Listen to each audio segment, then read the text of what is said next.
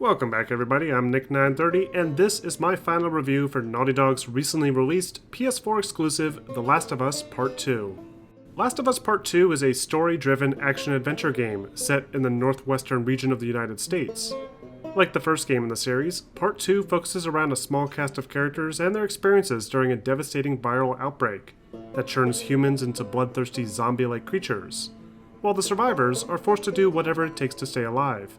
Players will find themselves exploring semi-linear environments carved into the dilapidated remains of Wyoming and Seattle, all while dealing with the growing threat of the cordyceps virus and the increasingly more unstable factions of human survivors. Like the first game, Part 2 offers an ambitious narrative storyline with high-quality cinematics, excellent performances, and memorable characters, though there are some questionable choices when it comes to the overall structure that distract from an otherwise brilliant gameplay experience.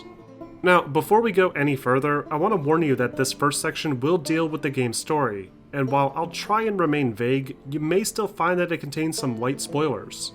So if you don't want anything spoiled, I recommend skipping past this section using the timestamps in the description. Alright, so let's talk about the game's story.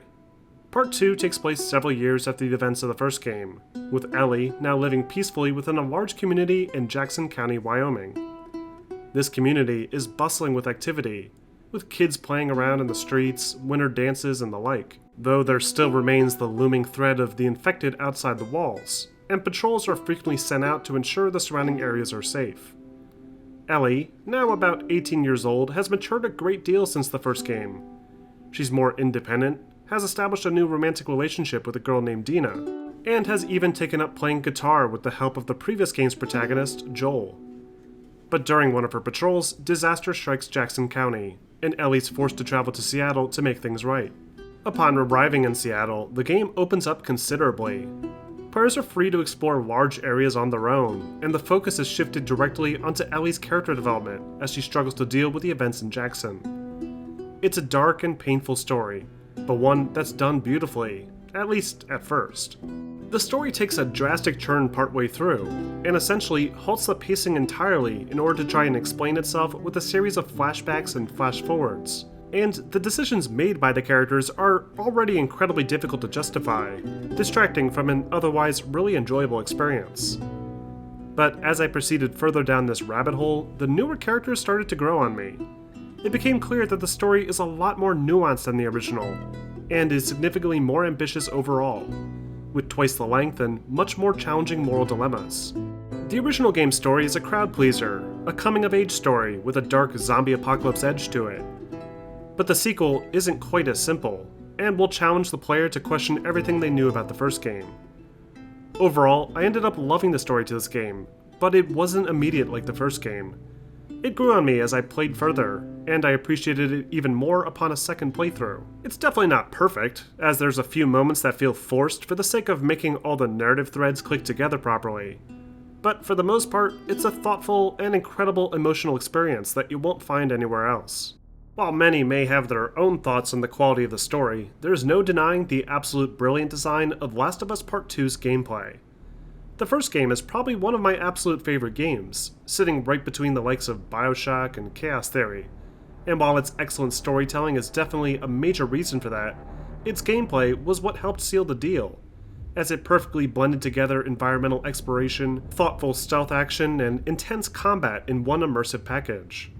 The sequel takes each of these core pillars and expands upon them. The game starts off a bit slow with a really long introductory act, but it picks up by the time you reach Seattle, with a massive downtown area to explore filled with lots of interesting locations. The sheer scope of this game's exploration is much larger than I expected, with tons of optional areas to uncover, usually populated with resources, leftover notes, and even occasional objects to look at, all for the sake of making the world feel more believable. I especially love how Ellie will open drawers more realistically, holding on with one hand and grabbing objects with the other.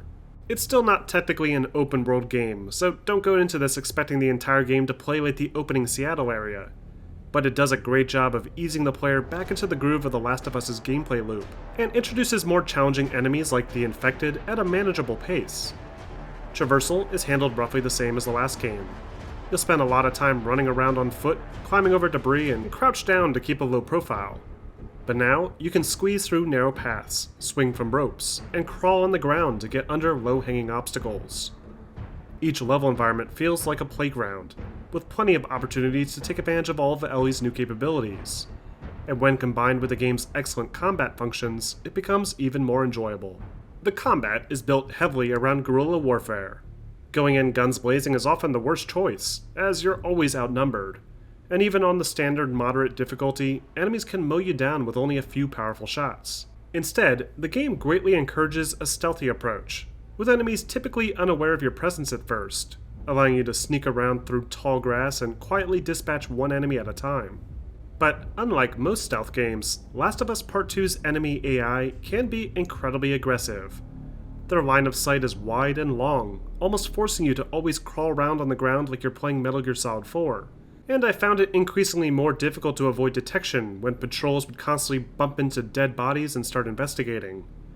With all of the great stealth mechanics incorporated here, I would have loved to see an ability to hide dead bodies, but it seems the only way to accomplish this is by taking them hostage first and then pulling them around corners, a less than ideal option when trying to move quickly through an area. Part 2 also introduces new dogs to the gameplay that can follow your scent trail when they're within range of it. This new mechanic is a smart choice, as it forces players to constantly move to avoid being detected, though I do feel it's a bit overused later on, with several dogs thrown in at once in some really claustrophobic areas. A lot of times, you'll find that you'll have no choice but to engage in open combat, and the game's great weapon design and enemy AI helps to make these encounters really enjoyable. Every firearm at Ellie's disposal feels incredibly powerful, and when upgraded, their handling is improved considerably, allowing you to easily pick off enemies with only a couple of well-placed shots. One of my favorite new additions to the combat is the enhanced gore system. A shot from a rifle, for example, can blow off an enemy's leg or arm, causing them to scream out in pain. It's unsettling to hear, but it's such a great attention to detail that helps make the action feel more visceral and realistic.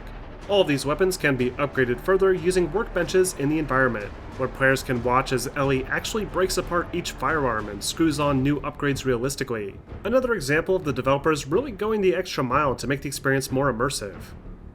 Item crafting also returns and functions pretty much exactly the same. Levels are littered with different resources like cloth, blades, tape, and alcohol, and these items can be combined together using found recipes to create useful tools like health kits, Molotov cocktails, and the new improvised suppressor that can be attached to the pistol for a few silent shots. These tools can also be upgraded using a reworked player skill tree that is now broken up into different categories, each with prerequisite upgrades to unlock using found skill points. I feel this new prereq requirement kind of limits the player choice offered by the first game a bit, with some less interesting upgrades like extended listen mode distance feeling like a waste to me personally.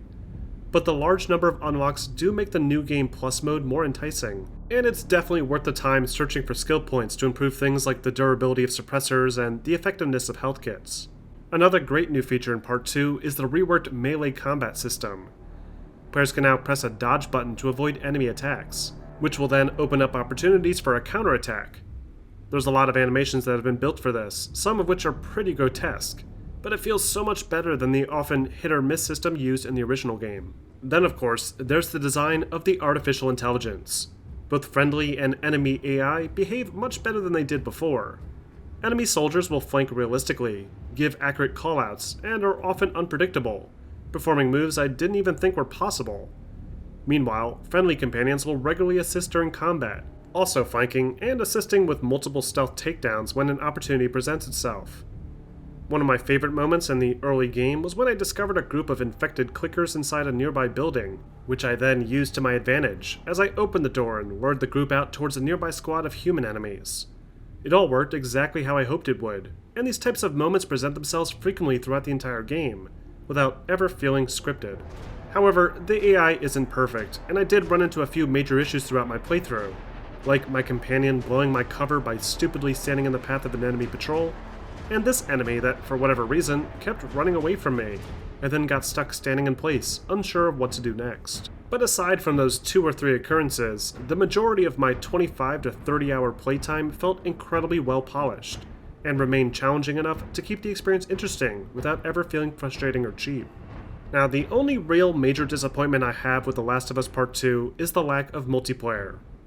As I mentioned in one of my past comparisons, the development team decided that in order to fulfill the ambitious scope that they had planned for the game's single player, they were forced to hold off on releasing the planned multiplayer content.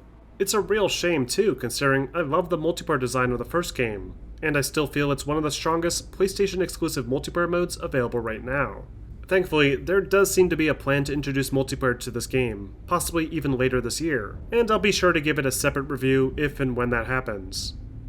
Finally, let's talk about the presentation. Last of Us Part 2 is simply put one of the most incredible looking video games I've ever played.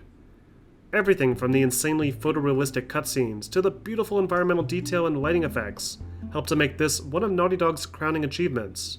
I was blown away by the dense foliage, most of which dynamically interacts with both players and NPCs.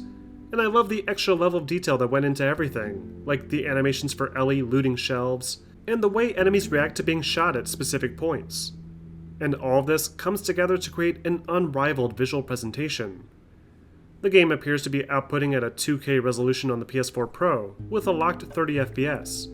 And for the most part, this 30 FPS felt incredibly stable, with only a few rare instances where the framerate dropped down a bit, especially during the more scripted action sequences. But even these moments do little to detract from the gorgeous presentation. Overall, The Last of Us Part 2 is pretty darn close to being a masterpiece. The gameplay is engaging all throughout, the visual presentation is unbelievable, and the story is certainly ambitious. I think the biggest issue that keeps this game from being perfect is the structure of its campaign, especially considering how the game was advertised. It reminds me a lot of Metal Gear Solid 2, which is notorious for its unexpected second act, and it did feel a bit long in the tooth. But by the time the credits rolled, I walked away satisfied with the overall experience, and keep finding myself wanting to return to play more. But what do you guys think? Did you like The Last of Us Part 2? Let me know in the comments section, and don't forget to like and subscribe for more videos posted every week.